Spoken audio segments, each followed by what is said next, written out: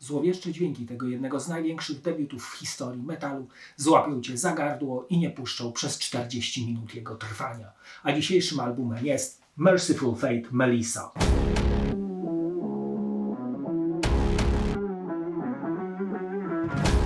Mercyful Fate rozpoczyna swoje jestestwo na tym Westpadole w Danii w 1981 roku na gruzach punk metalowej kapeli Bratz. Założycielami, jak wszyscy wiemy, był King Diamond wokal oraz Hank Sherman gitara. Po kilku zmianach składu uzupełniają go Michael Denner na gitarze, Kim Roots na perce oraz Timmy Hansen na basie. Do roku 1983 nagrywają kilka demo oraz epkę Mercyful Fate, znaną również pod tytułem Nuns Have No Fun.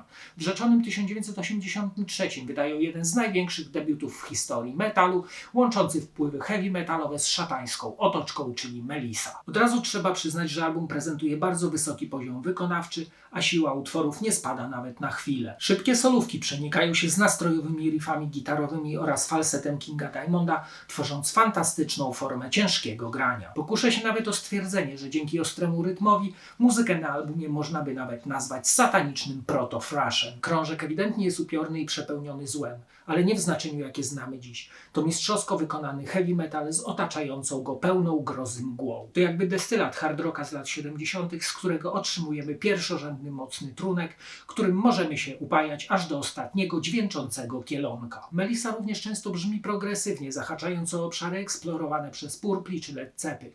Te pulsujące riffy i umiejętność zmian tempa bez zaburzania struktury utworów. Gitary brzmią wysoko, czysto i śpiewnie, zaś równoważy je mocny bas oraz stopa perkusji i werbel. To jakby przewodnik po mrocznych katakumbach i starych cmentarzach, gdzie bezlistne konary muskają grobowce porośnięte bluszczem. Wyobraźnia zaczyna działać, a myśli obracają się w stronę czarnych, bezkształtnych cieni pojawiających się na płytach nagrobnych. To oczywiście również teatralne perwersje mistrza grozy, czyli Diamentowego Króla, którego falsety oraz tony narracyjne sprawiają, że płytę odbiera się jako paranormalne doświadczenie wprost z seansu spirytystycznego. Dzięki interpretacjom gitarowo-wokalnym krążek stał się złowrogą perłą, gdzie nawet frasobliwy diabeł siedzący na kamieniu będzie zafascynowany tym piekielnym czarcim klimatem płynącym z albumu. Smaku dodają również okultystyczno-sataniczne teksty, które budują atmosferę mroku.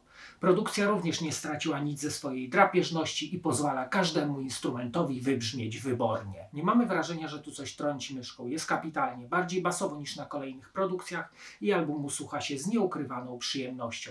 Jest ciężar, melodia, po prostu potęga. Na pewno słychać, że każdy z muzyków dał tu z siebie wszystko. Nie jest to zbiór chaotycznych dźwięków, ale przemyślane kompozycje, które wpływają na ogólny, fantastyczny odbiór albumu. Mercyful Fate to jeden z najlepszych metalowych zespołów świata. I również Melissa to potwierdza swoją niezwykłą oryginalnością. Takiej sztuki się nie zapomina. To posłuchajmy teraz fragmentów tego heavy diabelskiego klasyka.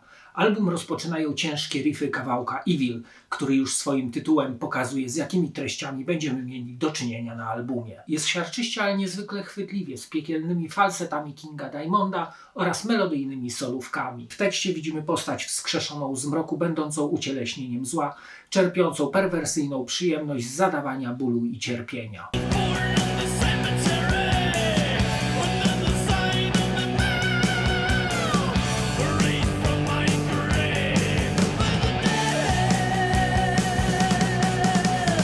Into the Coven kawałek rozpoczyna akustyczno-barokowe intro, po którym wchodzą ciężkie riffy oraz popisy solowe duetu Sherman-Denner. Ciemne siły zła wyglądają zza tych dźwięków. Atmosfera jest iście okultystyczna. Bas wraz z niepokojącym wokalem tworzą świat pełen grozy. W środku występuje bardzo chwytliwy balladowy moment. Tekst opowiada o rytuale inicjacji, odrzuceniu tradycyjnych wartości religijnych i wkroczeniu na ścieżkę magii.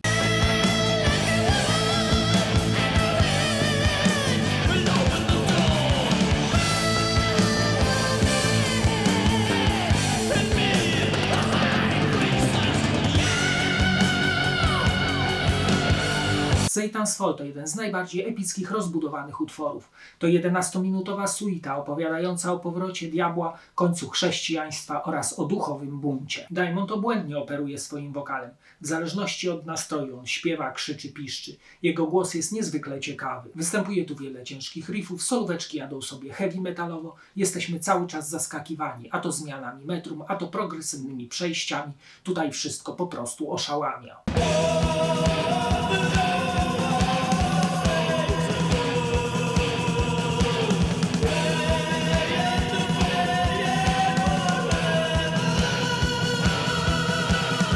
zamyka tytułowa Melissa, która jest ofiarą prześladowań za czary. Narrator składa przysięgę zemsty na tych, co ją skrzywdzili. Utwór rozpoczyna akustyczny wstęp z genialnym melodyjnym solo. To smutna ballada z płaczącym wokalem Kinga. Dalej nawiedzają nas połamane riffy i sola. To pełen smutku i goryczy utwór idealny na zakończenie tego wiekopomnego dzieła.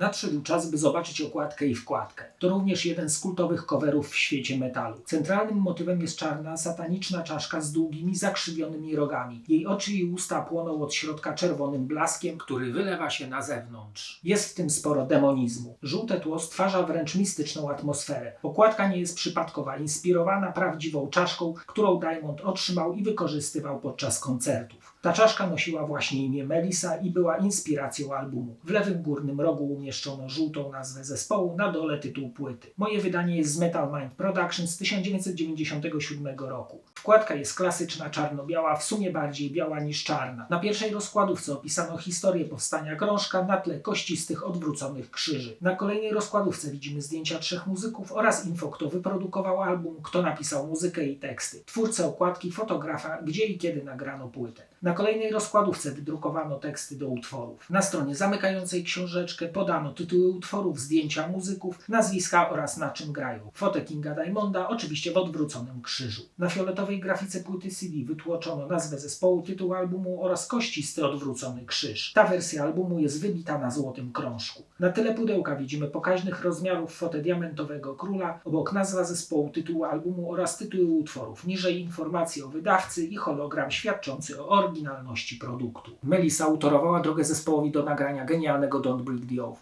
ale pomijając wszystko, to album jakby z innego wymiaru, pełen genialnej muzyki oraz ikonicznych wokali Króla. To po prostu klasyk heavy metalu, którego dziedzictwo trwa do dzisiaj. A teraz zapraszam do oglądania kolejnego odcinka. Cześć!